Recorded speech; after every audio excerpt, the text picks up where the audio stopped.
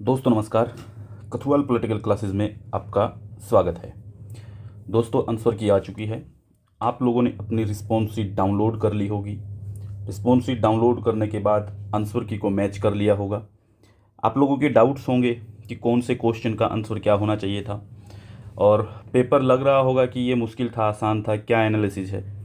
तो अभी जो मेरे सामने या आपके सामने जो स्क्रीन खुली हुई है, इस स्क्रीन में देखिए, आपको ये जो पूरा का पूरा पेपर है, ये आपको सिर्फ टू से पेपर है।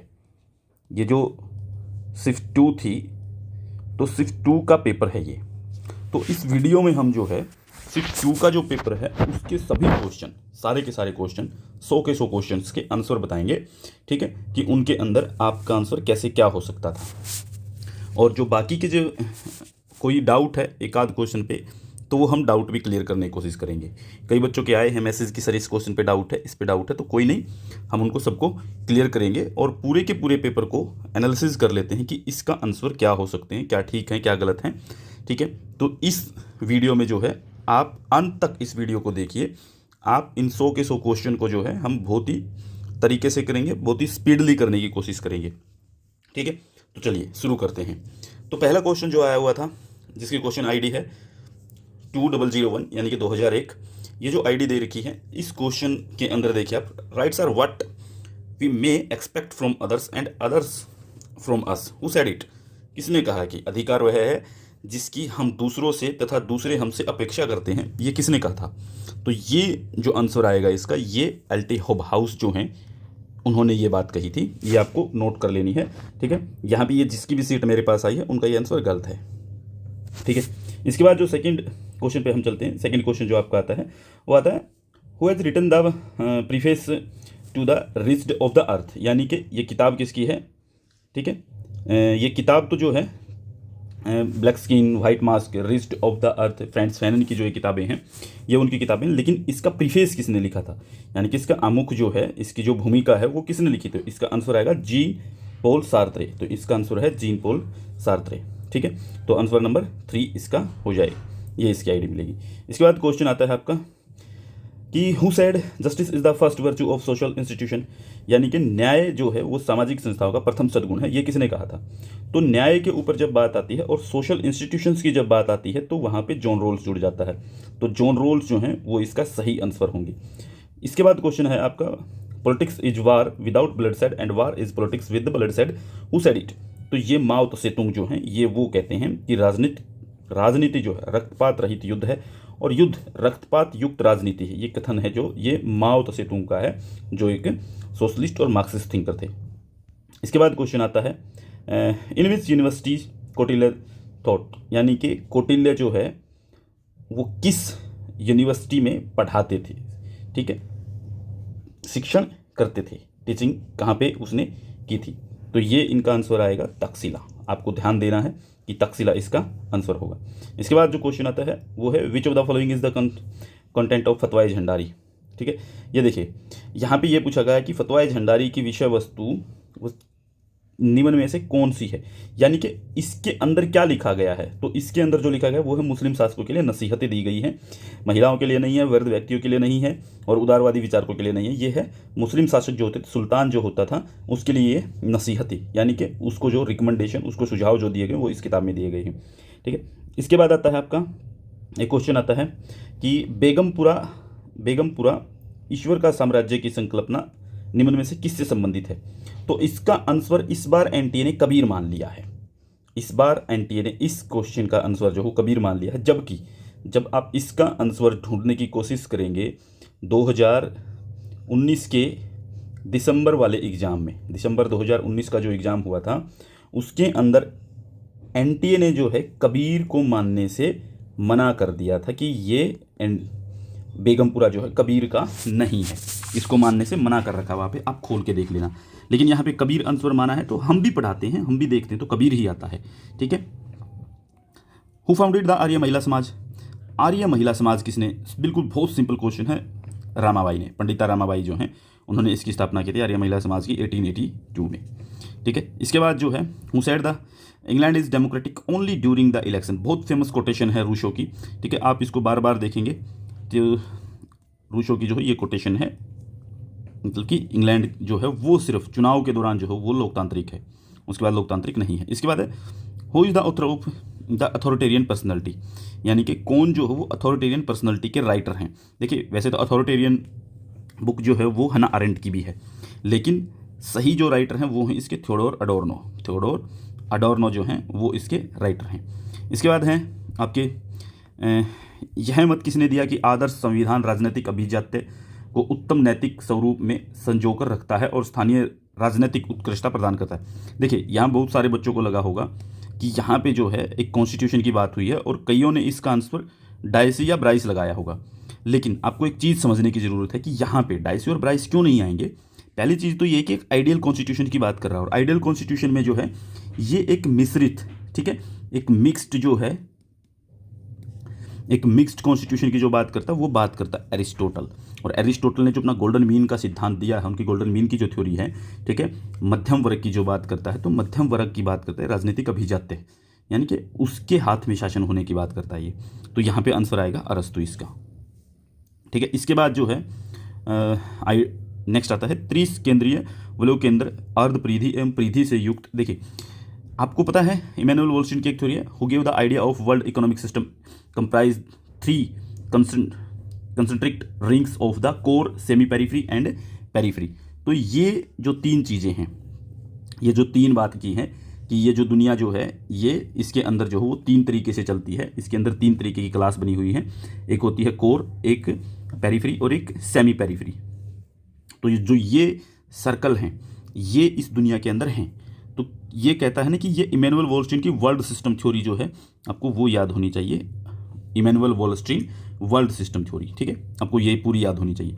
इसके बाद जो है ये क्वेश्चन आया कि डायर की सिस्टम जो है वो किस एक्ट के तहत जो है वो समाप्त कर दिया गया, ठीक है, यानी कि द्वैध शासन प्रणाली को समाप्त करके प्रांतीय स्वायत्तता को लागू कर देगा। तो ये किया गया था इंडियन गवर्नमेंट एक्ट 1935, ठीक है, गवर्नमेंट ऑफ इंडिया एक्ट 1935, ठीक है, इसके अंदर लागू किया गया था, ये आपको याद होना चाहिए था, ठीक है। इसके बाद जो है उच्चतम न्यायालय की मौलिक अधिकारिता के संदर्भ में कौन सा सही नहीं है। देखिए यहाँ पे आपके आंसर दिए हुए कि भारत सरकार एवं एक या अधिक राज्यों के बीच विवाद हो, यानी कि भारत सरकार के बीच में और या फिर जो कई राज्य मिलकर के भारत सरकार के साथ टकरा रहे हों तो उनके बीच में अगर कोई डिस्प्यूट है तो उस डिस्प्यूट को सोल्व करने के लिए सुप्रीम कोर्ट आएगा, ठीक है। तो सुप्रीम कोर्ट जो है वहाँ पे बीच में आ जाएगा, या फिर कोई 2 राज्य हैं वो आपस में लड़ रहे हैं तो उसके बीच में भी जो है वो सुप्रीम कोर्ट आके बात करेगा। फिर आर्टिकल 32 जो है उसमें स्पेशल राइट है सुप्रीम कोर्ट को कि उसको रिट जारी करने का अधिकार है, ठीक है, तो रिट जारी कर सकता है सुप्रीम कोर्ट आर्टिकल 32 के अकॉर्डिंग, ठीक है।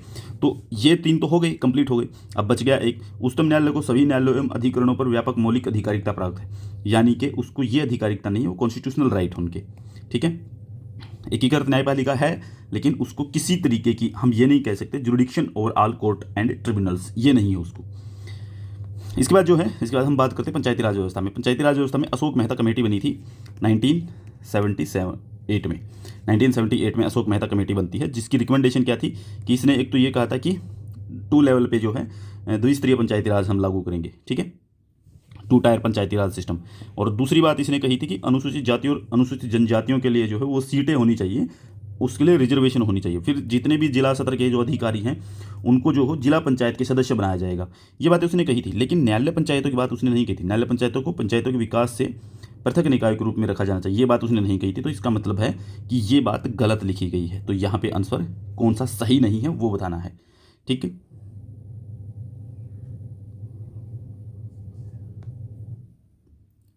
सॉरी ये थोड़ा हम मिस्टेक है, पढ़ने में मिस्टेक हो रही है, ठीक है। तो अशोक मेहता कमेटी के बारे में सही रिकमेंडेशन आपको बतानी है। ये बलवंत राय मेहता कमेटी की जो है वो 3 टायर था, इसका 2 टायर तो था ही, लेकिन इसने ये चीज़ें नहीं कही थी, ठीक है।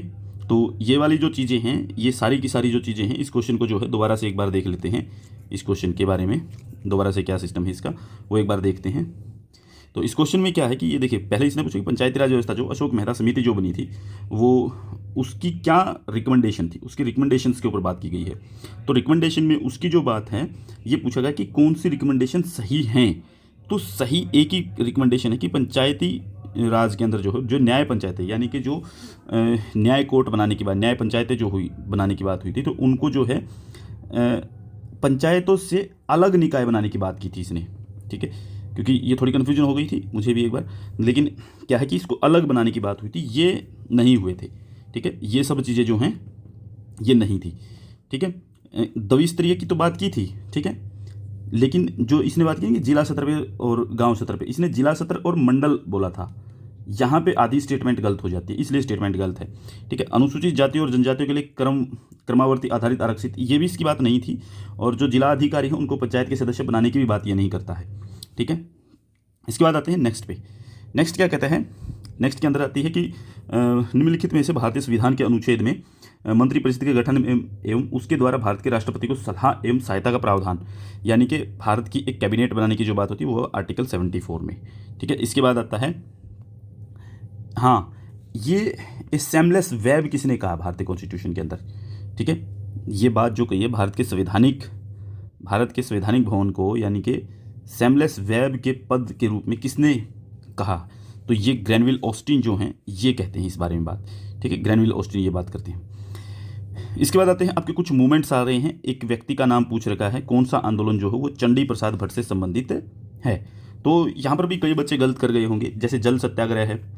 ठीक है, जल सत्याग्रह जो है वो किससे रिलेटेड है, ये एमपी के अंदर एक मूवमेंट हुआ था। खंडवा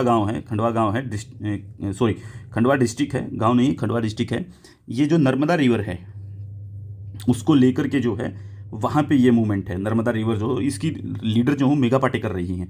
नर्मदा के पानी को लेकर के इशू था ये मध्य प्रदेश के अंदर। फिर जैसे नामांतर आंदोलन जो है ये एक यूनिवर्सिटी का आंदोलन है। एक यूनिवर्सिटी के अंदर आंदोलन चला था ये, कि एक मराठवाड़ा यूनिवर्सिटी है उसका नाम बदल करके doctor B R Ambedkar university का नाम रखने की बात होती है। और इसके जो हैं लीडर जो हों जोगेंद्र कावेडा वो इसके लीडर थे। और जो चिपको मूवमेंट है, चिपको मूवमेंट से आपको पता होगा कि सुंदरलाल बहुगुणा भी जुड़े हुए हैं, लेकिन इसके साथ में जो है वो चंडी प्रसाद भी जुड़े हुए हैं। चंडी प्रसाद भट्ट जो हैं वो भी इसके साथ जुड़े हुए हैं। और नर्मदा बचाओ आपको पता है मेघा पाटेकर है। तो ये इसका आंदोलन याद रख लेना है। ठीक है, इसके बाद आता है निम्नलिखित में से कौन सा उच्च न्यायालय के वादों की कार्रवाई के लाइव स्ट्रीमिंग पर आधारित उच्चतम न्यायालय के निर्णय से संबंधित है। ठीक है, यानी कि जो उच्चतम न्यायालय की कार्रवाई थी, ठीक है, उच्चतम न्यायालय के अंदर जजमेंट देने की लाइव स्ट्रीमिंग की बात की गई। तो लाइव स्ट्रीमिंग का मतलब ये था कि यहाँ पे महिलाओं के मुद्दों को लेकर के जो है वो लाइव करवाने की बात हुई थी कि महिलाएं जो है वो वहाँ तक ना पहुँच पाएँ, इसलिए क्या है कि हम उसकी लाइव स्ट्रीमिंग करवाएं। ठीक है, उसकी सुनवाई जो है वो लाइव होनी चाहिए। तो इस केस में जो है वो सबसे आगे थी इंदिरा जयसिंह ने इसके अंदर जो है वो ज़्यादा अपनी याचिकाएँ दायर की थी। इसके बाद है which is the first political party recognise as the national political party from the north east region. आप देखेंगे आपके कई सारे क्वेश्चन, ये लगभग सारे क्वेश्चन करवाए हुए मिलेंगे आपको, यूट्यूब पे भी मिलेंगे और हमारे कोर्स में भी हैं सारे। इसके बाद क्या है, इसमें क्या दे रखा है कि कौन सी ऐसी पार्टी है जो उत्तर पूर्व क्षेत्र, जो भारत का ये वाला ऊपर वाला इधर वाला जो एरिया है, ठीक है, इस वाले एरिया से कौन सी ऐसी पार्टी है जो नेशनल पार्टी बन गई है। ठीक है, तो नेशनल पार्टी बन गई वो है नेशनल पीपुल्स पार्टी। ये एक नई पार्टी बन करके आई है। इसके बाद आता है आपका थोड़ा कॉन्सेप्चुअल क्वेश्चन पे पहुंच जाते हैं। संगठनों के अध्ययन में व्यवहारवादी दृष्टिकोण से क्या मतलब है, यानी कि संगठन के अध्ययन में, यानी कि ये बात पूछेगी कि behavioural approach in the study of organisation means. ठीक है, ऑर्गेनाइजेशन मीन्स ये बात पूछेगी। तो यहाँ पे आपको इसके आर्गूमेंट पता होने चाहिए, क्या इसकी मतलब क्या है कि बिहेवियरल अप्रोच जो है वो किसी भी ऑर्गेनाइजेशन की स्टडी के लिए किस तरीके के अप्रोच अपनाती है। तो वो अपनाती है, जब आप देखेंगे तो आपको जाहिर सी बात है कि संगठनात्मक संदर्भ में व्यवस्था का अध्ययन, यानी कि वो ऑर्गेनाइजेशनल कंटेक्स्ट को लेती है, बिल्कुल नहीं लेती है। ठीक है, व्यक्तिक लोक सेवक के व्यवहार का अध्ययन, यानी कि किसी इंडिविजुअल पब्लिक सर्वेंट की बात करती है, नहीं करती है। ठीक है, फिर इसके बाद है use of behavioural science in the study of organisational behaviour, यानी कि संगठनात्मक व्यवहार के अध्ययन में व्यवहारवादी विज्ञान का उपयोग। ये बात बिल्कुल लग रही है संगठनात्मक व्यवहार के लिए, यानी कि बिहेवियरल अप्रोच जो है वो इस बात की स्टडी करती है। बिहेवियरल साइंस क्या, study of organisational behaviour, organisation के बिहेवियर की बात करेगी।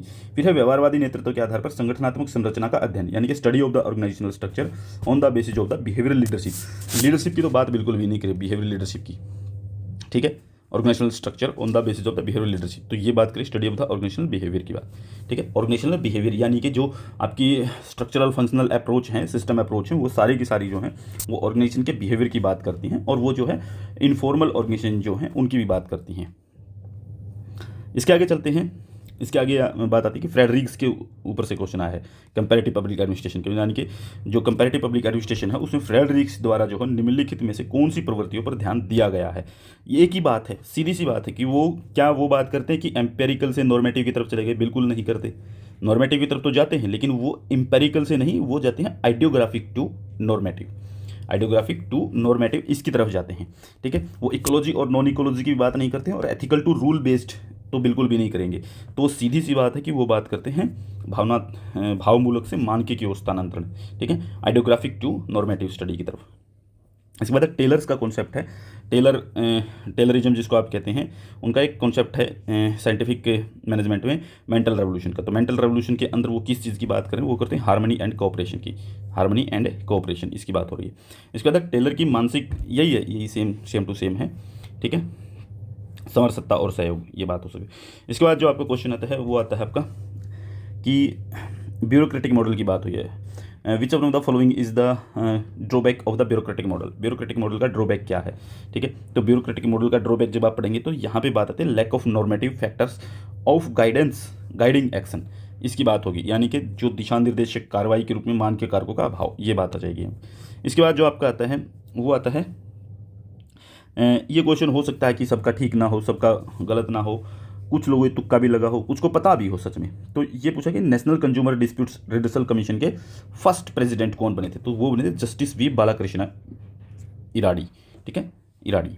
इसके बाद आता है आपका नया क्वेश्चन जो है वो है नीति आयोग का गठन कैसे हुआ था, नीति आयोग कैसे बनाया गया था। तो नीति आयोग जो बना था it was formed by the resolution of the union cabinet, यानी कि यूनियन कैबिनेट के एक रेजोल्यूशन के द्वारा जो वो नीति आयोग को बनाया गया था। इसके बाद जो है नीति आयोग पढ़ते हुए आपको सब कुछ पता होगा।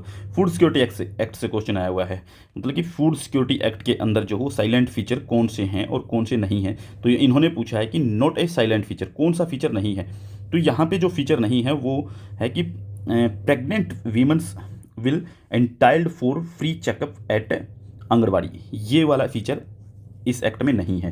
ठीक है, बाकी तीनों फीचर जो हैं वो आप पढ़ लेना, तीनों फीचर दे रखे हैं बाकी के। ठीक है, इसके बाद जो आता है आपका वो आता है the philosophy of the constitution is inspired and saved through the, तो भारत की जो प्रस्तावना है उससे इंस्पायर होकर के भारत की जो कॉन्स्टिट्यूशन असेंबली जो है वो काम करती थी। कॉन्स्टिट्यूशन की जो फिलोसफी वो सारी की सारी अगर आप देखने को मिलेंगे, संविधान का दर्शन किसको कहा जाता है ये भी आप देख सकते हैं। तो भारत की जो संविधान सभा के अंदर प्रस्तावना आई थी, यानी संविधान सभा के 22 जनवरी 1947 के प्रस्ताव के द्वारा, ठीक है, जो जवाहरलाल नेहरू ने प्रेजेंट किया था। इसके बाद आता है age of no which one of the following statements concerning the 3 list union state and concerning is incorrect. ठीक है, आपको ये बताना है कि यूनियन लिस्ट जो बनी हुई है, स्टेट लिस्ट है, कंकरेंट लिस्ट है, उनके बारे में कौन सी बात सही है। देखिए, state list comprise of 61 subject, यानी कि स्टेट लिस्ट में 61 सब्जेक्ट हैं अभी, बात तो ठीक है, बनी जब कितने थे तब 66 थे। ठीक है, और union list content 97 subject, union list में कह रहे हैं कि अभी 97 सब्जेक्ट है, नहीं ये गलत है, अभी फिलहाल में 100 सब्जेक्ट जो है वो इसके अंदर है। फिर एक concurrent list consist of 52 subject, concurrent list में कितने हैं 52 ही हैं। ठीक है, और जब कंकरेंट लिस्ट शुरुआत में जब मूल रूप पे जो बनी थी, ओरिजिनल थी जो, उसमें 47 थे। ठीक है, उसके बाद जो हो 5 जो स्टेट लिस्ट से निकाल करके इसमें डाले गए थे, तो यहाँ पे अभी फ़िलहाल रह गए हैं 61 और यहाँ पे अब हो गए हैं 52। ठीक है, ये तीनों स्टेटमेंट यहाँ पे जुड़ जाती हैं। ठीक है, तो ये आपको याद रखना है। तो ये वाली जो बात है दूसरी वाली संघ सूची में 97 विषय हैं, ये वाली सही नहीं है। तो ठीक है, आगे चलते हैं। आगे देखिए, आगे पूछ रखा है आपका पर्सनल मैनेजमेंट से क्वेश्चन है, मतलब कि व्यक्तिगत प्रबंधन के माध्यम से कार्यकारी नियंत्रण करने की नकारात्मक विधियाँ जिनका भारत में कम प्रयोग किया गया है। ठीक है, देखिए कोई भी क्या है कि इंडिविजुअल तौर पे जो है मैनेजमेंट के ऊपर जब कंट्रोल करने की बात होती है, तो हमें कोई भी एक्शन लेना हो तो हम कौन से एक्शन लेते हैं, भारतीय सरकार ने कौन से एक्शन लिए हैं। तो पहले एक्शन ये लिया गया कि लिखित चेतावनियाँ दे दी गई हैं लोगों को। ठीक है, उसके बाद दूसरा एक्शन ये होता है कि पूरी जाँच के बाद जो कर्मचारी के पद और वेतन में कमी कर दी गई, यानी कि उसको नीचे की तरफ भेज दिया गया या फिर उसके वेतन को काट लिया गया। फिर जैसे अपेक्षित व्यवहार प्रतिरूप पैटर्न से सूक्ष्म विचलित हेतु प्रशासनिक फटकार, यानी कि कुछ बिहेवियरल पैटर्न यही रहा है कि उसको क्या है कि कुछ फटकार लगा दी गई हैं, डेविएशन फ्रॉम द डिजायर्स उससे रोक दिया गया है। तो ये चीज़ें तो होती रही हैं, लेकिन नगद जुर्माने का भुगतान अभी तक नहीं हुआ है, कैश फाइन कभी नहीं लगा उसके ऊपर, इम्पोजिंग ऑफ कैश फाइन्स आज तक कभी नहीं हुआ है। तो ये वाली बात जो है ये हमसे कम ही मतलब कि देखने को आपको मिलेगी। ठीक है, भारत के अंदर। ठीक है। तो यानी कि ये भारत में बहुत कम प्रयोग की गई नगद जुर्माने का, जो कि ये बहुत कम लगती है। इसके बाद जो है हेनरी फ्योल्स के ऊपर क्वेश्चन है, हेनरी फ्योल से क्वेश्चन है, ठीक है। General theory of administration is applicable at, तो ये कहते हैं कि हेनरी फ्योल की जो थ्योरी है वो किस लेवल पे लागू करनी बात है, क्या वो पॉलिसी मैनेजमेंट लेवल पे थी, टॉप मैनेजमेंट पे थी, मिडिल मैनेजमेंट पे थी, वर्कशॉप लेवल पे थी। तो हेनरी फ्योल की जो थ्योरी है वो टॉप मैनेजमेंट लेवल पे लागू होती है सारी की सारी, ठीक है। ये बात यहाँ पे नोट कर लेनी है आपको फिर, ठीक है। इसके बाद चलते हैं, एक कोटेशन दी गई है। कोटेशन क्या दी गई है, ये बात किसने कही कि समस्या समाधान सिद्धांत विषयों को उस रूप में मानता है जैसा कि वह प्रचलित सामाजिक एवं शक्ति संबंध और संस्थाओं के साथ उसमें पाता है, जिसमें वे कार्रवाई के लिए दी गई रूपरेखा के रूप में संगठित किए जाते हैं, ठीक है। तो ये स्टेटमेंट है, पूरी पढ़ लेना, बहुत लंबी स्टेटमेंट, रॉबर्ट कॉक्स की स्टेटमेंट है, ठीक है। समस्या समाधान की बात है, क्रिटिकल थ्योरी से रिलेटेड बात है कि जब ये क्रिटिकल थ्योरी की बात आती है तो क्रिटिकल थ्योरी के अंदर से चीज़ें निकल करके आती हैं कि दो तरह की थ्योरी होती हैं। एक थ्योरी होती है जो प्रॉब्लम सॉल्विंग थ्योरी होती है, और एक होती है क्रिटिक करने वाली थ्योरी। तो प्रॉब्लम सॉल्विंग थ्योरी की बात ये कर रहा है, तो प्रॉब्लम सॉल्विंग थ्योरी के अंदर ये जो बात कर रहा है वो रॉबर्ट कॉक्स की बात है, ठीक है। इसके बाद आता है आपका who original coined the term security dilemma. Security dilemma her bar paper में आता रहता है, बहुत बार पेपर में आता है, जॉन हर्ज का नाम आपको रट्टा मार के रखना है। इसके बाद है आपका नेक्स्ट क्वेश्चन आता है, who has argues that state seek to maximise power instead of security. देखिए ये बात कह रहे हैं कि राज्य सुरक्षा के बजाय शक्ति को अधिकतम पाने के प्रयास करता है। देखिए जॉन मर्साइमर जो है वो ये बात कहते हैं, केनेथ वोल्ट्स की बात को काटते हुए ये कहते हैं कि केनेथ वोल्ट्स का जो रियलिज्म है वो डिफेंसिव रियलिज्म है, और जबकि जॉन मर्साइमर अपने रियलिज्म को कहते हैं कि मेरा ऑफेंसिव है, ठीक है। तो डिफेंसिव नहीं होना चाहिए, ऑफेंसिव होना चाहिए। तो ये ऑफेंसिव की बात करते हैं कि स्टेट कभी भी जो है अपनी पावर को जो है वो ये नहीं कि बैलेंस करने की कोशिश करते हैं, वो हमेशा ये सोचती कि मैं अपनी पावर को हमेशा बढ़ाता रहूँ, ठीक है। तो ये बात जो है ये जॉन मर्साइमर की बात है। नेक्स्ट क्वेश्चन आपका है वो आता है कि अराजकता वह है जिसे राज्य उत्पन्न करते हैं। आपको याद होगा अलेक्जेंडर वेंट ने तीन तरह की अराजकता की बात की, लोकियन, हॉब्सियन, और तीसरी इसने बात की है कि जो कांटियन अनार्की है। तो ये तीन अनार्की की बात करते हैं ये, ठीक है।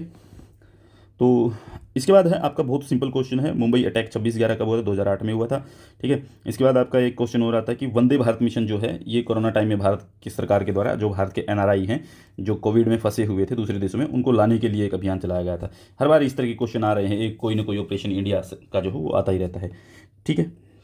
इसके बाद when did India participate in NAM summit for the first time, पहली बार कब हुई थी, बेलग्रेड में 1961 में, ठीक है। इंडिया ही उसके साथ में जो है वो मेन ऑर्गेनाइजर था, ठीक है। तो भारत तो पार्टिसिपेट करेगा 1961 में, ठीक है। तो एक्टिस्ट पॉलिसी कब आई थी भारत में, तो पहले तो बन के आती है लुकिस्ट पॉलिसी, ठीक है। लुकिस्ट पॉलिसी बन के आती है ये, तो उसके बाद बनती है ये एक्टिस्ट पॉलिसी, ठीक है। तो एक्टिस्ट पॉलिसी को जो है बनाया जाता है 2014 के अंदर मोदी सरकार के द्वारा, ठीक है। एक्टिस्ट इसका नाम बदल करके रखा गया था, ठीक है। और लुकिस्ट जो है वो 1992 में आ गई थी। इसके बाद आते हैं which of the following books are written by Lenin. Lenin ने कौन सी किताबें लिखी हैं, तो लेनिन ने जो है what is to be done, ठीक है, स्टेट एंड रेवोल्यूशन, ठीक है, ये लिखी गई है 1916 में, और ये लिखी गई थी 1902 में, ठीक है। तो ये दो किताबें लिखी गई हैं इनके द्वारा। और उसके बाद what is history, what is history का मतलब कि EH कार ने जो है ये किताब लिखी है what is history. Marxism today ये हैरी आर ने जो है ये किताब लिखी है, तो आपको ये याद रख लेनी है। तो इसका आंसर हो जाएगा A एंड B।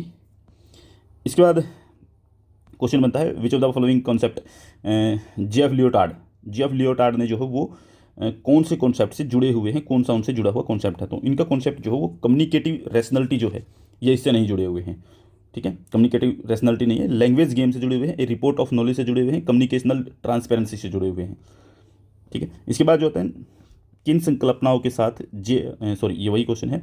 इसके बाद which of the following are related to Hobbes philosophy.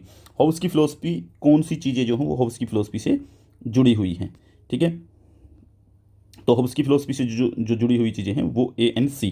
तो A एंड C यानी कि एक आंसर हो जाएगा इसका, ठीक है, ये आंसर हो जाएगा। Human will did not imply anything spiritual और ट्रांसेंडेशनल, ठीक है। और उसके बाद है life itself is a motion, ये वाला इसका आंसर हो जाएगा। इसके बाद आपका आंसर आता है, इसके बाद आता है which of the following concept has not been used by C.B. Macpherson. C.B. Macpherson कौन सा मतलब कि यूज नहीं करते हैं, कौन सा कॉन्सेप्ट उनके द्वारा यूज नहीं किया जाता है। तो ये कल्चरल डेमोक्रेसी जो है, ये उसको यूज़ नहीं करते हैं। इसको छोड़ दीजिए, ABC आंसर हो जाएगा इसका। ठीक है, तो इसका आंसर है 4th आंसर। ठीक है, ABC। ठीक है, ये इसका आंसर हो जाएगा। इसके बाद आते हैं नेक्स्ट क्वेश्चन पे। नेक्स्ट क्वेश्चन आता है आपका, which of the following are the correct about Vivekananda. Vivekananda से संबंधित बातें हैं। विवेकानंद से संबंधित जो बातें आप देखेंगे तो 4 बातें लिखी हुई हैं। ये लिखी हुई कि 1897 विवेकानंद ने रामकृष्ण मिशन को शुरू किया था। ठीक है, तो ये बात बिल्कुल ठीक है। ठीक है, ये बात सही है। फिर इसके बाद आता है, विवेकानंद ने जो हिमालय में अद्वैत आश्रम जो हो वो वहाँ पे हिमालय के अंदर खोला था, बिल्कुल ठीक बात है। ठीक है, इसके बाद विवेकानंद ने वर्ष 1918 में, भाई 1902 में तो उनकी डेथ हो गई थी, स्टेटमेंट प्योरली गलत हो गई। राजद्रोह समिति रिपोर्ट को स्वीकार किया, ये तो बिल्कुल गलत हो गई, ये स्टेटमेंट को ही हटा देते हैं। तो डी बच गया, तो यानी कि सी जहाँ पे उसको हटा दीजिए, ये भी सी है, ये भी सी है। ठीक है, ये भी सी है, तो आंसर हट गया, ये बन गया आंसर। ठीक है, तो ये इसके आंसर हो गया। इसके बाद आता है आपका, which of the following statement are correct with reference to Tilak. Tilak से रिलेटेड स्टेटमेंट पूछी है, 4 स्टेटमेंट दी गई हैं, कौन कौन सी हैं। ठीक है, ये देखिए, तिलक का मानना था कि भारतीय राष्ट्रवाद की जड़ें भारतीय जनमानस की भावनाओं एवं संवेगों में निहित होनी चाहिए। ठीक है, ये बात बिल्कुल ठीक है। फिर तिलक ने अली बंधुओं की मुक्ति के लिए कांग्रेस प्रस्ताव भी प्रस्तावित किया था। ठीक है, ये बात भी बिल्कुल सही है। इसके बाद जो है वो तिलक के अनुसार स्वराज एक नैतिक आवश्यकता थी, बिल्कुल जरूरी थी, नेसेसिटी थी। इसके बाद तिलक ने पूना न्यू इंग्लिश स्कूल की स्थापना का विरोध किया, ये नहीं किया था इसने। ठीक है, ये नहीं किया था। इसके बाद है, तिलक ने लिखा कि स्वराज आधारशिला है, न कि हमारी भविष्यगत समृद्धि का चरमोत्कर्ष। ठीक है, ये भी बात इनकी है।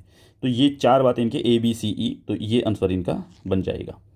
ठीक है, इसके बाद चलते हैं नेक्स्ट क्वेश्चन पे। नेक्स्ट क्वेश्चन इनका जो है वो बनता है, in which of the following categories Gabriel Almond classify party system. तो पार्टी सिस्टम को डिफाइन करते हैं। पार्टी सिस्टम गैब्रियल आलमंड जब बात करते हैं 4 तरीके की बात करते हैं। एक तो वो करते हैं कि अथॉरिटेरियन पार्टी सिस्टम, दूसरा करते हैं dominant non authoritarian party system, और चौथा करते हैं कम्पिटिटिव 2 पार्टी सिस्टम और competitive multi party system. Non competitive party system की वो बात नहीं करते हैं। ठीक है, तो ABCE, ये भी इनका ABCE, ये इसका आंसर हो जाएगा। इसके बाद हम चलते हैं नेक्स्ट क्वेश्चन पे। Which of the following statements is are correct regarding composition of the constituent assembly. Constituent assembly से रिलेटेड कुछ स्टेटमेंट दी गई हैं। तो यहाँ पे देखिए, सारी स्टेटमेंट ठीक हैं, लगभग ठीक हैं, आंसर भी ठीक दे रखा होगा। प्रत्येक रियासत को अपनी जनसंख्या के अनुपात में सीटों का आवंटन करना था। प्रत्येक ब्रिटिश सरकार प्रांत के लिए जो है आवंटित सीटें मुसलमानों और सिखों तथा अन्य जनसाधारण जनसंख्या के मध्य विभाजित की गई थी। तो ये सारी की चारों स्टेटमेंट जो है आप पढ़ लेना, आपके सामने रिस्पॉन्स शीट खुली हुई है, ये बिल्कुल वही सही जवाब है। ठीक है, तो सारी की सारी चीज़ें जो हैं इसकी सही होंगी। इसके बाद है, which of the following information are exempted from RTI act without any exception. ठीक है, एक्सेप्शन। देखिए यहाँ पे क्या बात की गई है कि कौन सी ऐसी सूचनाएं हैं जिसके अपवाद स्वरूप सूचना के अधिकार अधिनियम से छूट प्राप्त है। ठीक है, जिन पे RTI नहीं लग सकती। तो यहाँ पे जो है जो बात दी गई है वो ये चारों चीज़ें जुड़ जाएंगी आपकी, जहाँ पे यानी कि वैसी सूचना जो सरकारी विभाग की वित्तीय जानकारी से रिलेटेड होगी वो भी जो है यहाँ पे मानी जाए। कैबिनेट बैठक के विचार विमर्श से संबंधित सूचना वो भी जो है उसकी भी सूचना नहीं होगी। वैसी सूचना जो किसी जांच की प्रक्रिया में बाधा उत्पन्न करे वो भी नहीं होगी। जजों की नियुक्ति से संबंधित कोई भी प्रलेख या कोई भी रिकॉर्ड जो होगा वो नहीं दिया जाएगा। ठीक है, तो ये चारों आ जाएंगे यहाँ पे। इसके बाद आता है, which of the following states are formed on the basis of language. भाई भाषा के आधार पर कौन से राज्य बने थे? हरियाणा बना था, आंध्र प्रदेश बना था, महाराष्ट्र बना था। ठीक है, तो 1966 में ये हरियाणा बनाई है। ठीक है, आंध्र प्रदेश जो है वो 1953 में ही डिवाइड कर दिया गया था, पहला स्टेट भाषा के आधार पे, और ये 1960 में बन गया था। ठीक है, तो ये स्टेट बने हैं। इसको जो है 1956 के एक्ट के अकॉर्डिंग बनाया गया था मध्य प्रदेश को। नागालैंड को बाद में बनाया गया था 1987 में। ठीक है, ये स्टेट बने हैं, लेकिन ये जो है ये जनजातीय आधार पे बना हुआ है। ये सरकार ने जो है अपने तरीके से बनाया था, एडमिनिस्ट्रेटिव तरीके से। इसके बाद जो है नेक्स्ट क्वेश्चन जो आता है वो आपका GST काउंसिल में कौन कौन होते हैं। Which among the followings are include in GST council. GST council में कौन कौन होते हैं तो आप देख लीजिए। यहाँ पे जो नहीं है वही देख लेते हैं एक बार। तो यहाँ पे जो ये वाला पार्ट है, the prime minister of India, prime minister of India इसके अंदर नहीं होते हैं। तो B जहाँ पे है हटा दीजिए। अब दूसरे आंसर बच गए। एक चीज़ देखिए, the union of finance minister, ये तो होते ही हैं, बिल्कुल होते हैं। तो A तो होना ही चाहिए। तो यहाँ पे A नहीं है तो इसको हटा दीजिए, ACD हो जाएंगे आंसर, ACD। ठीक है, तो ये आंसर इसका बन जाएगा। इसके बाद चलते हैं नेक्स्ट क्वेश्चन पे। Which of the following are the anti goals of new public administration. New public administration का एंटी गोल क्या है? एंटी गोल यानी कि यहाँ पे एक बात पूछी गई है कि नव लोक प्रशासन के निम्नलिखित कौन से विरोधी उद्देश्य हैं, यानी कि नव लोक प्रशासन के विरोधी कौन से हैं, तो वो होंगे anti positivism, anti technical, anti hierarchical, ये इसके विरोधी होंगे। ठीक है, एंटी वैल्यूज इसकी विरोधी नहीं होंगी। ठीक है, तो चलिए नेक्स्ट क्वेश्चन पे चलते हैं। ठीक है, नेक्स्ट क्वेश्चन पे आ जाइए। नेक्स्ट क्वेश्चन पे देखिए, नेक्स्ट क्वेश्चन में एक चीज़ है आपको थोड़ी परेशान कर सकते हैं। Which of the following are not an e governance project of government of India. यानी कि आपको पूछा गया ई गवर्नेंस प्रोजेक्ट, लेकिन एक चीज़ और देखिए, आपके हिंदी में क्या लिखा हुआ है, निम्नलिखित कौन सी भारत सरकार की परियोजनाएं नहीं हैं। ई गवर्नेंस की परियोजना नहीं लिखा हुआ। ठीक है, ई गवर्नेंस की परियोजना नहीं लिखा हुआ। ठीक है, तो यहाँ पे आप जब देखेंगे तो यहाँ इंग्लिश वालों के लिए थोड़ा सा बेनिफिट है, और एनटीए जो हो लास्ट में इंग्लिश को ही प्रेफर करती है, तो यहाँ पे ये नहीं माना जाएगा कि ये कौन सी परियोजना ई गवर्नेंस के रिलेटेड नहीं है। तो ई गवर्नेंस से रिलेटेड जो है वो सागर नहीं है, जीवन दर्पण भी है, प्रगति भी है, और जीवन प्रमाण है, प्रगति है और दर्पण है। ठीक है, तो ये जो योजना है ये दी गई है। नेक्स्ट क्वेश्चन पे चलते हैं। नेक्स्ट क्वेश्चन क्या कहते हैं, which of the following UN officials are involve in the promotion and maintenance of international peace. International peace के लिए कौन से इंस्टीट्यूशन काम करते हैं, तो वो जैसे सिक्योरिटी काउंसिल, सेक्रेटरी जनरल और जनरल असेंबली। ठीक है, इकोनॉमिक वाली काम नहीं करती है यहाँ पे। ठीक है, तो ये काम करते हैं, तो यानी कि आर्थिक, सामाजिक और सांस्कृतिक परिषद ये काम नहीं करती है, ये तीनों जो ये काम करती हैं। तो आंसर हो जाएगा ABC।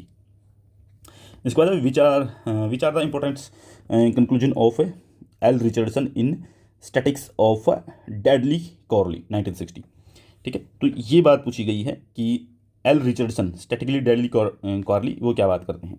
ठीक है, यानी कि इनकी ये जो पुस्तक है एल रिचर्डसन की, तो स्टैटिक्स ऑफ डेडली कॉर्स 1960 में जो आती है, इस किताब के अंदर जो है कौन सी जो कंक्लूजन है वो देखे गई हैं। तो कंक्लूजन जब आप पढ़ेंगे तो कंक्लूजन कभी भी खराब नहीं होते हैं एक राइटर के। तो वो क्या है कि युद्ध की समस्या एक या कुछ राज्यों के दैत्यवाद से उत्पन्न, यानी कि कुछ स्टेट हैं जो कि बेवकूफ़ टाइप हैं, उनको जो है उनके कारण उत्पन्न होती है। बदला लेने की इच्छा 1820-1945 के काल के दौरान युद्ध का कारण नहीं थी। ठीक है, यानी कि ये वाला उसका कंक्लूजन नहीं है, ये वाला उसका कंक्लूजन है ही नहीं। संलग्नता युद्ध की निरंतरता में एक महत्वपूर्ण कारक रहा है। ठीक है, साथ में जुड़ना। फिर है राष्ट्रवाद ने युद्धों को अभिप्रेरित और उनकी रोकथाम दोनों की है, यानी कि राष्ट्रवाद जो है उसने उनको मोटिवेट भी किया है और उनको रोका भी है युद्धों को। तो ये तीन बातें हो जाएंगी A, C और D, तो इसका आंसर 3 हो जाएगा। इसके बाद नेक्स्ट क्वेश्चन पे चलते हैं। Which are the institutions that are part of Washington consensus. तो यानी कि कौन से ऐसे, मतलब कि वो पार्ट बताने जो वाशिंगटन कंसेंसस से निकले हुए हैं। तो इंटरनेशनल मॉनेटरी फंड निकला हुआ है, ठीक है, वर्ल्ड बैंक निकला हुआ है, WTO जो है वो 1995 में आता है, तो वाशिंगटन कंसेंसस तो जो हो 1942 के अंदर थी। ठीक है, US ट्रेजरी डिपार्टमेंट ये भी निकला था इसी से। तो A, B और D, A, B और D ये दोनों आ जाएंगे। ठीक है, लेकिन वर्ल्ड ट्रेड ऑर्गेनाइजेशन नहीं आएगा। इसके बाद जो है, इसके बाद क्या, which of the following principles are related to India's nuclear doctrine. Bharat के परमाणु सिद्धांत से रिलेटेड कौन सी बात है। तो यहाँ पे जो आप बात करेंगे, जो ये चीज़ दी गई है कि भारत का प्रधानमंत्री परमाणु हथियारों के प्रयोग हेतु आदेश जारी कर सकता है। भाई परमाणु हथियारों के लिए जो है वो प्रधानमंत्री आदेश जारी नहीं कर सकता है। ठीक है, A, B और C ये तीन ही हैं कि एक तो भारत जो है गैर परमाणु, जिसके पास परमाणु नहीं है, जिस देश के पास, उसके ऊपर हमला नहीं करेगा। ठीक है, और फिर जो है परमाणु कमांड अथॉरिटी जो है वो इसके लिए डिसीजन लेगी। ठीक है, उसके पास पावर होगी डिसीजन लेने की। फिर परमाणु सिद्धांत जो विश्व न्यूनतम, मतलब कि डिटरेंस की थ्योरी पे काम करता है, भारत का जो ये डिटरेंस की थ्योरी पे काम करता है। इसके बाद है ये क्वेश्चन आते हैं, ये क्वेश्चन थोड़ा अच्छे क्वेश्चन थे, शानदार क्वेश्चन पूछे गए थे। देखिए 2 स्टेटमेंट दी गई हैं, असर्शन रीजन क्वेश्चन है। The ethics of care is a moral approach that is concentrate with justice. ठीक है, ये तो आपकी असर्शन है, इसका कारण दे दिया। ठीक है, बिकॉज, इसके बीच में बिकॉज लगा लीजिए। ठीक है, बिकॉज जो है वो लगा लीजिए। बिकॉज लगा, man is generally seems to employ their reason to justify prejudice. ये बात बिल्कुल ठीक है दोनों। अभी देख लेते हैं कि ये बात तो ठीक है क्या ये एक्सप्लेन भी करती है? यानी कि देखभाल का नीति शास्त्र एक नैतिक उपागम है जो न्याय का विरोधाभासी होता है। यानी कि व्यक्ति किसी की ख्याल करने वाली जब बात आती है तो नैतिक भरा उपागम जो यानी कि कोई अप्रोच है, जो मोरल अप्रोच है, वो न्याय का हमेशा विरोधी मिलेगा आपको। ये बात बिल्कुल सही आ रही है इनकी। फिर व्यक्ति सामान्यता, यानी कि जो एक इंडिविजुअल हो वो हमेशा अपनी धारणाओं के अनुसार, यानी कि अपने प्रीजुडाइज के कारण जो है वो किसी भी चीज़ को सही ठहराने के लिए अपने विवेक का प्रयोग करता है, अपने रीजन का प्रयोग करता है, दिमाग का प्रयोग करता है। ठीक है, ये बात ठीक है। समझ गए मेरी बात को कि जस्टिस के खिलाफ है, क्योंकि व्यक्ति हमेशा अपने रीजन का प्रयोग करके बात करता है, अपने प्रीजुडाइज को सेटिस्फाई करने के लिए। ठीक है, तो इसका मतलब हो गया कि आंसर एक हो जाएगा इसका। इसके बाद आता है आपका next question, justice for all is compatible with equality. यानी कि सभी के लिए न्याय की अवधारणा समानता से सुसंगत है। यानी कि न्याय जो वो सभी के लिए समानता से सुसंगत है। न्याय तब होगा जब सभी समान होंगे, क्योंकि जस्टिस रिक्वायर्ड पॉजिटिव लिबर्टी। क्योंकि क्या है, न्याय हेतु सकारात्मक स्वतंत्रता आवश्यक है। यानी कि न्याय के लिए पॉजिटिव लिबर्टी आवश्यक है। मुझे तो लग रहा है कि बात तो दोनों सही हैं, लेकिन पॉजिटिव लिबर्टी के कारण बात होगी ये थोड़ा संभव नहीं लग रहा। ये थोड़ी बात जो है अलग लग रही है। इक्वलिटी की जरूरत है, ठीक है, लेकिन आंसर जो होगा इसका वो होगा 2। ठीक है, यानी कि ए और आर दोनों ठीक हैं, लेकिन इसकी सही एक्सप्लेनेशन नहीं है ए की आर। इसके बाद नेक्स्ट क्वेश्चन पे चलते हैं। नेक्स्ट क्वेश्चन कहता है कि in satyagraha there was no even the remotest idea of injuring the opponent. ठीक है, in passive resistance there was always an idea of harassment against the other party. यानी कि जो सत्याग्रह में कभी हम अपने विरोधी को भी नुकसान नहीं पहुंचाना चाहते, और जबकि जो पैसिव रेजिस्टेंस होता है उसमें क्या होता है कि हम जो है अपने विरोधी को नुकसान करने ही सोचते हैं। दोनों बातें ठीक है, लेकिन ये बात इसको एक्सप्लेन नहीं कर रही है। ठीक है, इसके बीच में आप बिकॉज लगाएंगे तो पता चल जाएगा कि हाँ ये बात इसको एक्सप्लेन नहीं करती है। ठीक है, तो आंसर हो जाएगा 2 इसका। इसके बाद जो नेक्स्ट क्वेश्चन है वो भी यही क्वेश्चन चले हुए हैं। अथॉरिटी डिमांड्स अनकंडीशनल, ठीक है, unquestioning obedience and can therefore engender a climate of difference and abdication of responsibility and an uncritical trust in the judgment of others. Authority is a threat to reason and critical intellectual understanding. देखिए इसकी बात को समझिए, यानी कि सत्ता बिना शर्त के संदेह रहित अनुसरण की मांग करती है और इसलिए दूसरों के निर्णय में भिन्नता का वातावरण, उत्तरदायित्व का अधित्याग और अविवेकी विश्वास उत्पन्न कर सकती है। ठीक है, क्यों कर सकती है? क्योंकि सत्ता तर्क एवं आलोचना बौद्धिक समझ के प्रति खतरा है। यानी कि ये इंटेलेक्चुअलिटी के प्रति खतरा महसूस करवाती है। ठीक है, ये खतरा है, तो इसीलिए जो है सत्ता जो है ये काम करती है। तो यहाँ पे बात दोनों करेक्ट हैं और ये एक्सप्लेनेशन भी इसकी करेक्ट है, तो इस बात को हम आंसर ए मान लेंगे। ठीक है, नेक्स्ट क्वेश्चन आता है, health issue are central to MDG. यानी कि एमडीजी के जो 8 गोल हैं वो गोल जो हैं, ठीक है, हेल्थ उसमें सेंट्रल इशू है। ये बात बिल्कुल ठीक है कि वो वहाँ पे जो है सेंट्रल इशू रखा गया है। इसके बाद 3 आउट ऑफ 8, क्यों सेंट्रल इशू क्यों? क्योंकि 3 out of 8 goals in MDG are health related. यानी कि 3 गोल जो हैं वो हेल्थ से रिलेटेड हैं, 8 में से 3 जो हैं वो हेल्थ से रिलेटेड हैं, और इसीलिए हम कह सकते हैं कि यहाँ पे हेल्थ जो वो सेंटर में है, तो ये आंसर हो जाएगा 1। ठीक है, इसके बाद आपका एक और क्वेश्चन ऐसा ही है, after end of cold war there was a rapid transition from a bipolar system to a unipolar system. यानी कि कोल्ड वार के बाद जो है बाइपोलर सिस्टम से यूनिपोलर सिस्टम में बहुत ज़बरदस्त चेंज आता है।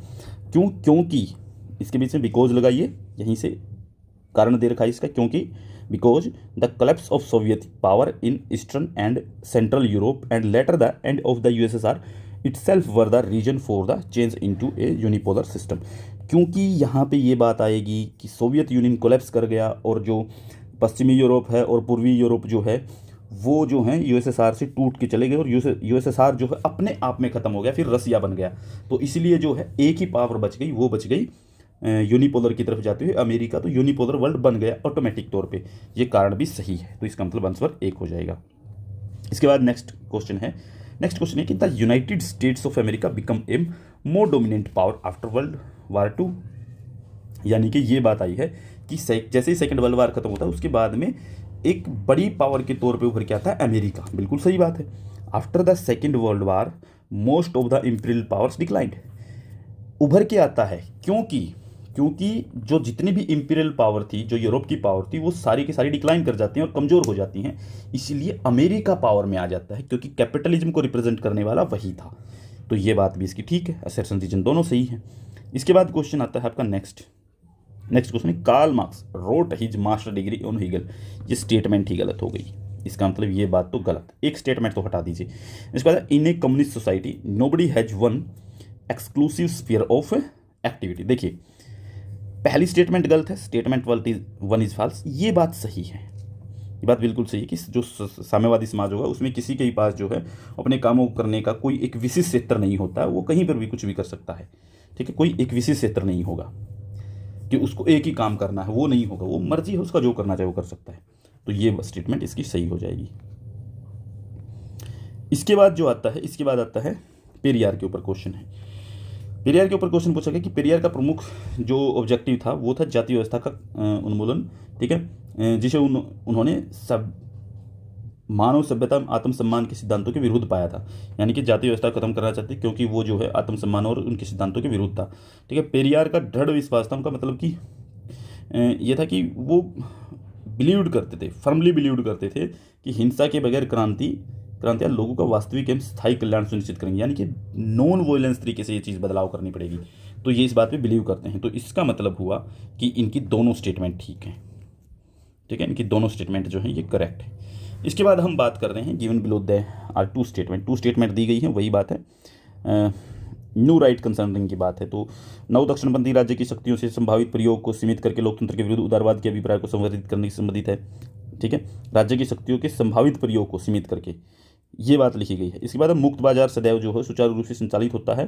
ठीक है, और इसके लिए लाभ इसकी हानियों से क्रांतिकारी रूप से महत्वपूर्ण होते हैं।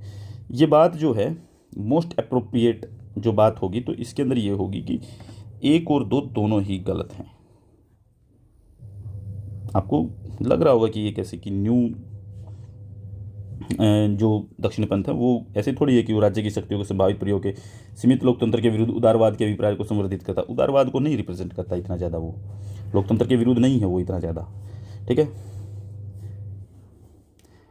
तो इसके लाभ जो हों हानियों से क्रांतिकारी रूप में महत्वपूर्ण है, ये भी नहीं है, ये भी बात गलत है इसकी। इसके बाद नेक्स्ट क्वेश्चन 67, इस क्वेश्चन में मुझे भी डाउट है। ठीक है, इस क्वेश्चन को मैं दिखाता हूँ। Equality before the law is not applicable to the president of India, यानी equality before the law is not applicable to the president of India, यानी कि आप इस चीज़ को देखिए, विधि के समक्ष क्षमता जो भारत के राष्ट्रपति पर लागू नहीं होती। ठीक है, तो ये बात तो बिल्कुल ठीक है। आर्टिकल 14 के अंदर ये बात दी गई है कि जो उसके अपवाद होते हैं आर्टिकल 14 के, कि आप विधि के समान सभी समान हैं, लेकिन वहाँ पे राष्ट्रपति को छूट दी गई है, सांसदों को कुछ काम करने से कुछ विशेष छूटें हैं। दूसरी ही लाइन इस चीज़ को सेटिस्फाई करती है, the president of the India enjoy special privilege under the constitution of India, यानी कि कुछ स्पेशल प्रिविलेज हैं कॉन्स्टिट्यूशन में।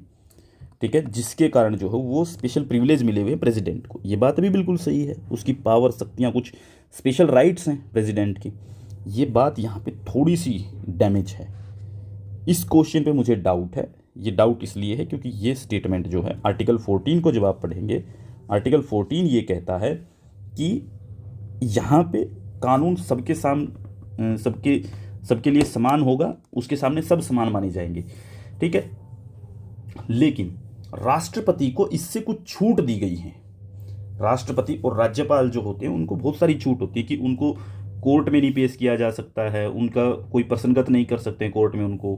ठीक है, क्वेश्चनेबल नहीं, क्वेश्चंस नहीं आ सकते उनके ऊपर। दूसरी चीज़, उनको गिरफ्तार नहीं किया जा सकता है। ठीक है, इस तरीके से। ठीक है, उनके लिए कोई कार्रवाई होगी तो 2 महीने पहले बताना पड़ेगा। तो प्रिविलेज तो हैं, तो control not applicable to the president of India. ठीक है,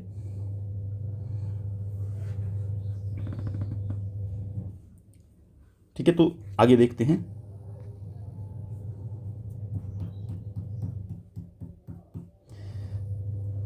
ठीक है। देखो कुछ चीज़ें लागू होती हैं, कुछ नहीं होती हैं, ठीक है। इस चीज़ को मैं ये नहीं कहूँगा कि ये कंप्लीटली आप ये कहेंगे कि इन्होंने जो आंसर दे रखा है कि बोथ स्टेटमेंट आर करेक्ट है, बात करेक्ट भी है इसमें बहुत सारी चीज़ें, और बहुत सारी चीज़ें ऐसी भी करेक्ट नहीं भी हैं, ठीक है। ये स्टेटमेंट आप मान भी सकते हैं इसको, आप कहीं कोई ये कहे कि मैं चैलेंज करूँगा, चैलेंज मत कीजिए, आंसर जहाँ तक माना जाएगा।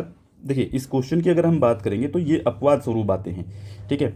जब आपको लगे कि statement 1 is incorrect but statement 2 is correct, ठीक है, यानी कि स्टेटमेंट 1 जो है इन्होंने कह रहे कि इनकरेक्ट है, रेड लाइन हमने इसीलिए कर रखा है कि ये इनकरेक्ट स्टेटमेंट है पहली, यानी कि लागू होती है, नहीं लागू होती है ये, जबकि स्टेटमेंट 2 इज करेक्ट। स्टेटमेंट 2 तो करेक्ट है ही, स्टेटमेंट 1 भी करेक्ट है, ठीक है, उसके ऊपर लागू नहीं होते हैं, एप्लीकेबल नहीं होते आर्टिकल 14 के सारे प्रावधान, ठीक है। इसके बाद जो आता है नेक्स्ट क्वेश्चन जाता है मंडल कमीशन के ऊपर क्वेश्चन आया हुआ है। मंडल आयोग की रिपोर्ट जो आज के मतलब कि समाज के जो सामाजिक रूप से वंचित वर्ग, जो पिछड़े हुए वर्ग, उनके लिए एक एफर्मेटिव एक्शन की बात करती है। उसके बाद मंडल आयोग की रिपोर्ट 1979 में भारत सरकार के समक्ष प्रस्तुत की गई। नहीं देखिए ये बात तो ठीक है, ये सामाजिक आधार लेके आती है उनका, लेकिन 1979 में नहीं, ये 1980 में प्रेजेंट की जाती है, ये स्टेटमेंट गलत है। इसके बाद है next statement, India's form of federalism is the best seen as original rather than a derivative और डायमेंशनल फॉर्म, यानी कि भारत के संवाद के रूप में व्युत्पन्न या हासिल रूप से अपेक्षा एक मौलिक रूप से सर्वोत्तम ढंग से समझा जा सकता है। बात तो ठीक है, भारत के संविधान को जो है वो संख्यात्मक तौर पे भी समझा जा सकता है। India has defined its own constitutional practice of federalism rather than following early blueprints, यानी कि भारत ने पूर्व की रूपरेखा के अनुपालन की बजाय संवाद के अपने संवैधानिक व्यवहार को परिभाषित किया है। ये बात भी ठीक है इनकी, यानी कि पहली वाली बातों को छोड़ करके अपने हिसाब से करने की कोशिश की है, ठीक है, तो दोनों बातें ठीक है। नेक्स्ट बात करते हैं, नेक्स्ट क्वेश्चन पे जाते हैं।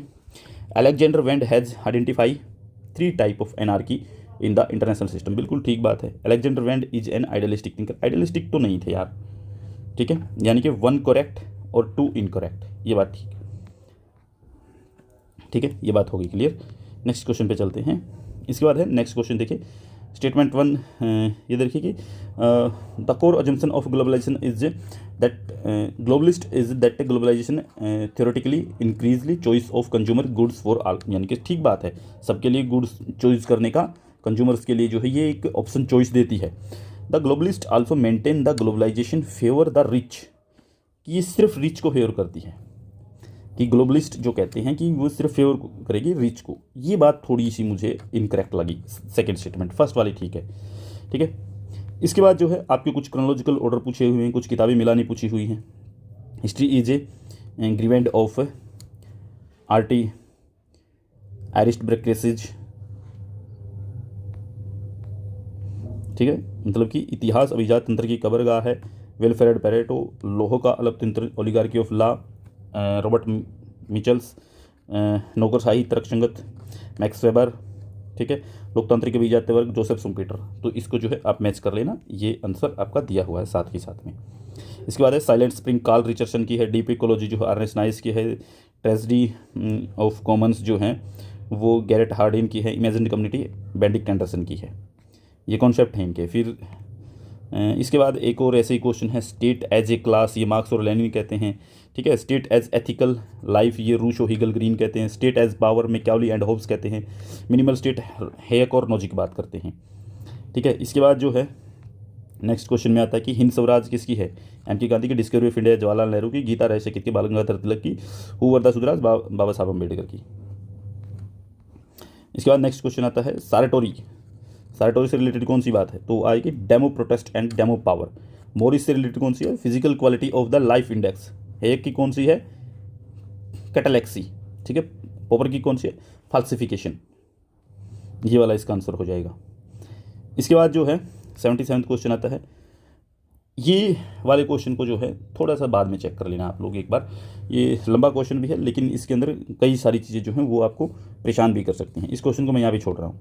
नेक्स्ट क्वेश्चन पे चलते हैं। कॉन्सेप्ट ऑफ वोट बैंक का किसने दिया? एम.एन. श्रीनिवास ने कॉन्सेप्ट दिया था। श्री नारायण धर्म परिपालना योगमा, ये नारायण गुरु जी का है। आदि धर्म जो है वो मंगूराम मुगोवालिया जो हैं उनका मूवमेंट है। ये पंजाबी सिखों का मूवमेंट है। फिर the self respect movement, Ramaswamy Naik. Naicker का है। ठीक है, इसके बाद फिर यही चीज़ आ जाती है आपकी यहाँ पे जो आपका जुड़ा हुआ है कि हर्बर्ट साइमन से रिलेटेड कौन सी है, कि हर्बर्ट साइमन से रिलेटेड जो है ये वाली जुड़ेगी। पीटर ड्रकर से रिलेटेड जो है ये आपकी जेनरिक एंड यूनिक डिसीजन जुड़ जाएंगे। चेस्टर बर्नार्ड जो है वो आपके डायरेक्ट जुड़ेंगे, और एमपी फोलेट पे जो कंस्ट्रक्टिव कॉन्फ्लिक्ट में जुड़ जाएंगे।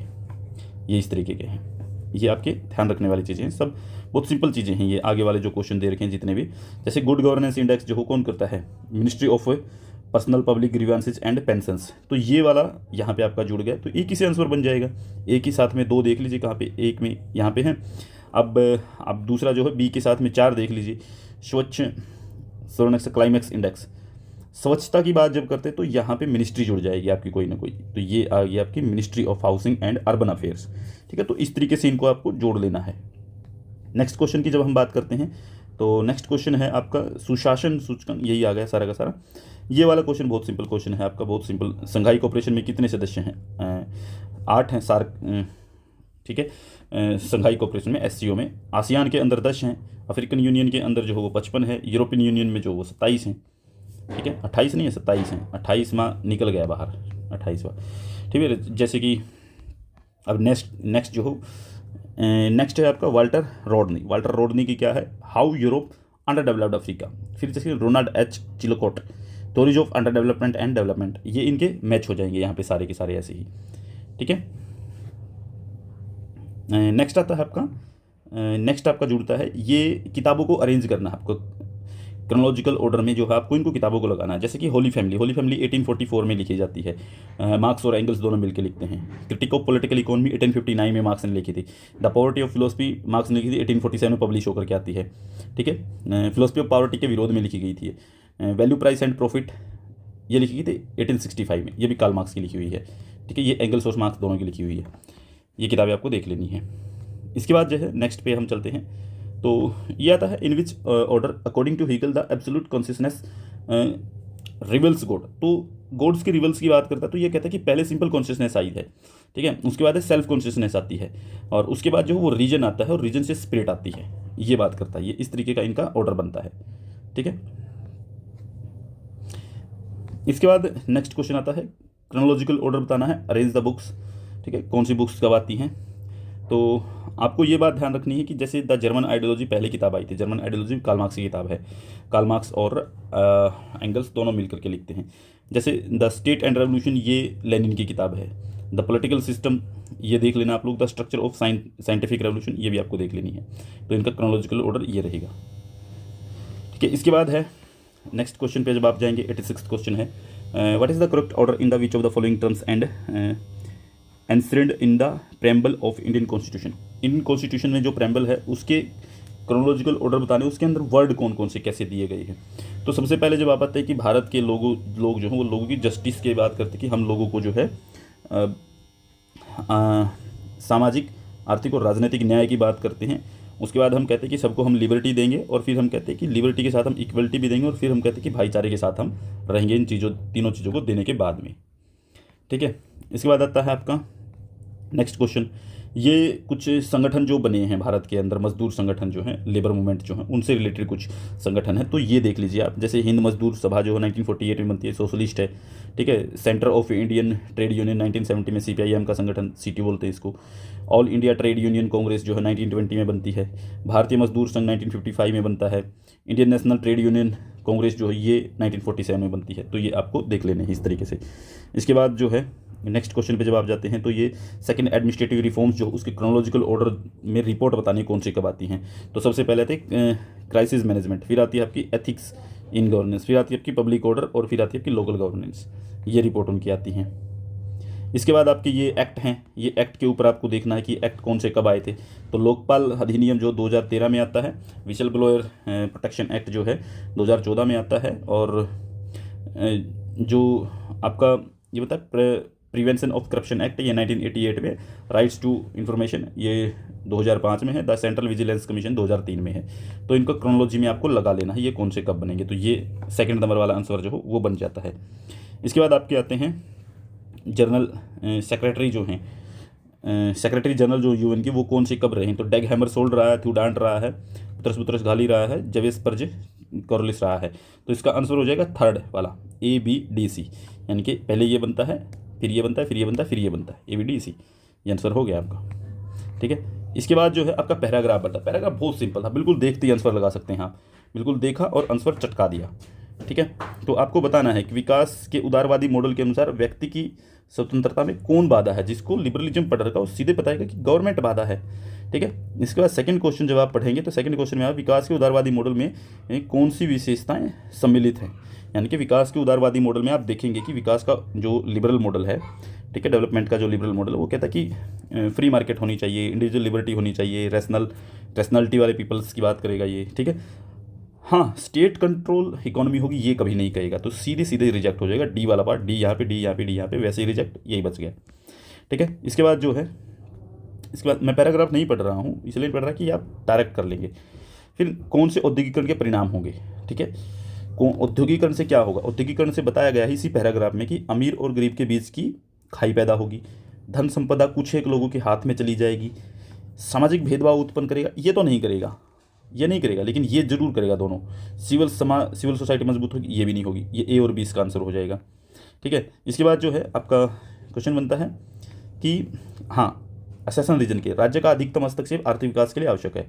ये बात कही गई है कि राज्य का अधिकतम हस्तक्षेप, यानी कि राज्य ज़्यादा इंटरवीन करेगा तो विकास होगा, नहीं, ये स्टेटमेंट ही गलत हो गई। ठीक है, अधिकतम उत्पादन विकास के लिए अनिवार्य है, हाँ, ये आपस में एक दूसरे के साथ में चलते हैं। ठीक है, यानी कि ज़्यादा उत्पादन होगा तो ज़्यादा विकास होगा, ये लिबरल मॉडल बोलता है। ठीक है, ये पैराग्राफ के अकॉर्डिंग ये लाइन ठीक है, तो इसका मतलब आंसर 4 होगा। इसके बाद आपका नेक्स्ट क्वेश्चन जो है वो आता है आपका कि उदारवादी मॉडल आर्थिक विकास को व्यक्तिक विकास की पूर्व शर्त के रूप में मानता है। ये बिल्कुल ठीक बात है, इंडिविजुअल लिबर्टी बहुत जरूरी है, उसके डेवलपमेंट बहुत जरूरी है। फिर उदारवादी मॉडल विकासशील देशों के लिए उपयुक्त नहीं है, ये बात भी ठीक, क्योंकि वे समझते हैं कि ये विकासशील देशों के नव उदारवादी उपनिवेशवादी नियंत्रण का एक स्रोत है। ये बात बिल्कुल सही है। ठीक है, ये बिल्कुल ठीक है दोनों की स्टेटमेंट। इसके बाद जो आपका नया दूसरा जो पैराग्राफ आता है वो भी आप थोड़ा सा एक बार पैराग्राफ को ध्यान से पढ़ेंगे तो बिल्कुल बहुत सही ठीक होगा। ठीक है, तो यहाँ पे पूछेगा इस खालिस्तान के कारण जो शासन और सरकार के बीच फासला बढ़ा है, यानी कि ये बढ़ा संसाधनों के आवंटन में अधिककर्ताओं का सम्मिलन, यानी कि ज़्यादा लोगों ने जो है वो जो रिसोर्स डिस्ट्रीब्यूशन उसमें पार्टिसिपेट करना शुरू कर दिया, इसके कारण जो फासला बढ़ना शुरू हो गया है। लिबरल दुनिया है तो इसलिए। इसके बाद शुरू होता है कौन सा कथन शासन के बारे में सही नहीं है, तो यानी कि गवर्नेंस के बारे में कौन सा कथन सही नहीं है, तो यानी कि नियंत्रण अधिकार का इस्तेमाल, यानी कि कंट्रोल तो करता ही है, गवर्नेंस तो कंट्रोल करेगी, डिस्ट्रीब्यूशन का काम करती है, वो भी काम करती है, लोगों की पहुंच बनाना संसाधनों तक, वो भी काम करती है, राज्य और सिविल सोसाइटी के बीच संबंधों को की अनुपस्थिति, ये काम नहीं करती है। ठीक है, तो ये आंसर हो जाएगा इसका, यही आंसर, कौन सा सही नहीं है यही आंसर हो जाएगा। इसके बाद चलते हैं नेक्स्ट पे। नेक्स्ट जो है वो है कि निम्नलिखित में से कौन से कथन सही हैं जो लोक नीति और शासन को पुनर्परिभाषित करते हैं। तो ये शहरीकरण और पर्यावरण संबंधी बहस के मुद्दे, ये जो हैं लोक नीति और शासन दोनों प्रभावित करेंगे। शासन के रूपों पर बहस ये भी प्रभावित करेगी, शासन कैसा होना चाहिए, ये नहीं करते हैं, ये आपको दिखेंगे इसके अंदर, लेकिन ये करते नहीं हैं। ठीक है, इसके बाद चलते हैं नेक्स्ट क्वेश्चन पे। देखिए, ये कहता है कि दो नीचे सेक्शन रीजन क्वेश्चन बना दिया, नौकरशाही को पेशेवर बनाने के लिए लोक नीति की शिक्षा आवश्यक है। नौकरशाही को अगर आपको पेशेवर बनाना है तो उसके लिए लोक नीति की शिक्षा बिल्कुल इसके अंदर दिया हुआ है। ये क्वेश्चन आप जब देखेंगे तो ये बिल्कुल देखिए, ये रहा, ये आंसर यहाँ पे दिया हुआ है, बिल्कुल ऐसे कैसे एज इट इज आंसर बनता है। तो दोनों बातें सही बनेंगी। लोक नीति की शिक्षा के लिए शोध और नीति निर्माण प्रक्रिया संबंध मजबूत आवश्यक है, बिल्कुल सही जवाब है ये। ठीक है, इसके बाद नेक्स्ट क्वेश्चन जो आपका आता है वो कि नव उदारवादी प्रतिमान की नींव अकुशल राज्य के आख्यान पर रखी गई थी। ठीक है, नव उदारवादी प्रतिमान प्रकृति में समावेशी है। देखिए, यहाँ पे ये बात तो बिल्कुल ठीक है। ठीक है, अकुशल राज्य के आख्यान पर रखी गई थी, ये बात इसके अंदर लिखी गई है, ये रही। ठीक है, लेकिन ये बात कॉन्ट्रेरी, क्योंकि आलोचना कर रहे हैं कॉन्ट्रेरी। ठीक है, तो इसका मतलब है कि ये बात गलत है, ये वाला पोर्शन गलत है, तो इसका मतलब आंसर ए तो ठीक है, आर सही नहीं है। तो ये थे आपके क्वेश्चन जो कि सारे के सारे जो हैं आपके सेकंड शिफ्ट नंबर 2। तो ये आपकी शिफ्ट 2 जो है वो कंप्लीट होती है। शिफ्ट 1 का एनालिसिस चल रहा है, वो एनालिसिस करके मैं आपको बहुत जल्द, आज नहीं तो कल बहुत जल्द, ठीक है, आपको जरूर मिल जाएगा। कोशिश रहेगी आज ही आपको मिले शाम तक। ठीक है, लेकिन फिर भी कमिटमेंट नहीं कर रहा हूँ, लेकिन सुबह तक की मैं गारंटी देता हूँ आपको सुबह ज़रूर मिल जाएगा। तो इसीलिए जो है इसको जो है आप तैयार कर लीजिए। ये शिफ्ट आप जिसकी भी शिफ्ट थी, जिसको जो डाउट लग रहा है वो अपना चेक कर लीजिए, वो यहाँ पे आपको चेक कर लेना, आपका देख लेना। ये पूरा का पूरा पेपर था आपके लिए। जिसने नहीं देखा, कोई देखना चाहता कि मैंने पेपर नहीं दिया था, मुझे सीट नहीं मिली है, तो आप सेकंड शिफ्ट का पेपर यहाँ से देख सकते हैं, इसको समझ सकते हैं, ठीक है।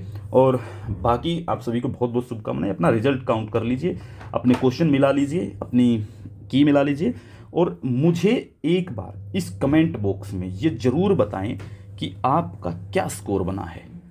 जो आपका स्कोर बनेगा उसके अकॉर्डिंग फिर हम ये देखेंगे कि किस कैटेगरी की कितनी लिस्ट गई है। आपको कमेंट के अंदर बताना क्या है, बताना ये है कि मेरी शिफ्ट ये है, शिफ्ट 1, ठीक है। फिर है आपकी कैटेगरी बतानी है आपको, ठीक है।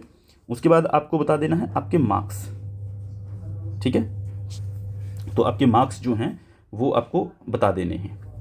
इसके बाद जो है मैं आप एनालिसिस करके आपको जल्दी ही जो है वो बता दूंगा कि इसके अंदर क्या होने वाला है, कितने मार्क्स पे कट हो जाएगी, और ये एनालिसिस आपको कल शाम तक दे देंगे।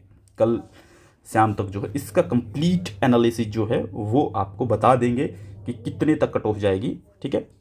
इस वीडियो में हम इतना ही समाप्त करते हैं। फर्स्ट शिफ्ट वाले इंतजार कीजिए, ठीक है। और बताएंगे फर्स्ट शिफ्ट वाला जब एनालिसिस करेंगे तो उसमें ये बताएंगे फर्स्ट शिफ्ट मुश्किल थी या सेकंड शिफ्ट मुश्किल थी, वो भी बताएंगे, ठीक है। तो आज के लिए इतना ही, अभी के लिए इतना ही। मिलते हैं नेक्स्ट वीडियो में, तब तक के लिए धन्यवाद।